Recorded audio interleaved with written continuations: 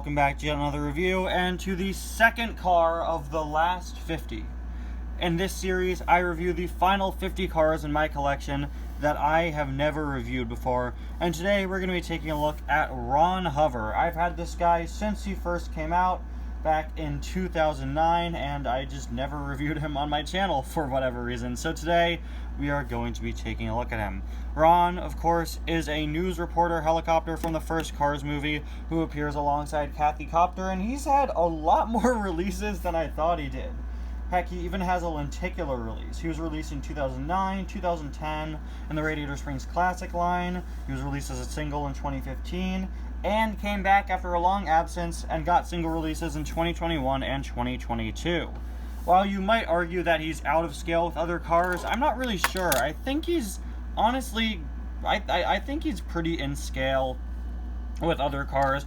Maybe he should be a little bigger, but of course the scale of air vehicles in the Cars diecast line is never one-to-one with cars. But in the case of Ron, I do think it is pretty close. He is a pretty small helicopter. He's meant to just be like a news helicopter. Probably would only fit 2 people in real life. But yeah, I have reviewed Kathy Copter before, but just never Ron, and as you can see, he isn't really standing up, probably just because he's so old. He's definitely one of those cars in my collection where you could see he was played with quite a bit when I was a kid. I probably bent down his helicopter blades quite a bit, but as you can see, he does have a little smile down there.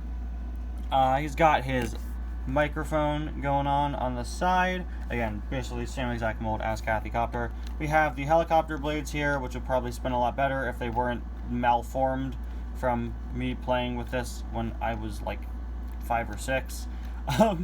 But yeah, there we have.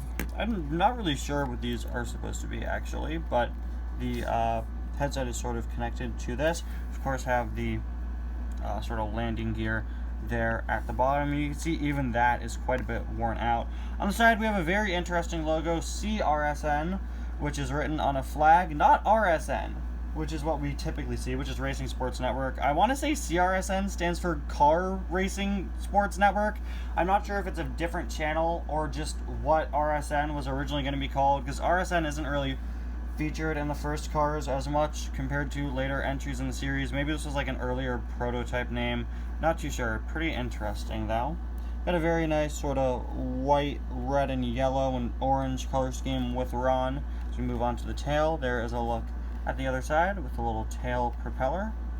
Once again, we got the CRSN logo.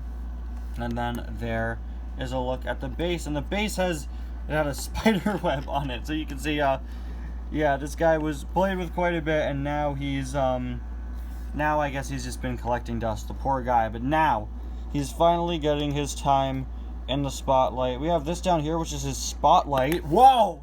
I didn't even plan that! I was saying he has his time in the spotlight, and then I realized he has a spotlight right here, so that he could aim it down on McQueen, or whatever else he's reporting on. We've got the Cars copyright there. And he is fully metal, with the exception of the helicopter blades, and these little parts on the side, and the landing gear, and the spotlight, and the propeller on the back. The body of Ron is all metal, though.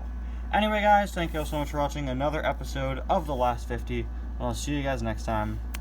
Bye now. And no, this isn't a daily series. I've just released 2 in a row because I'm on vacation, and these were easy to pre-record. Bye now.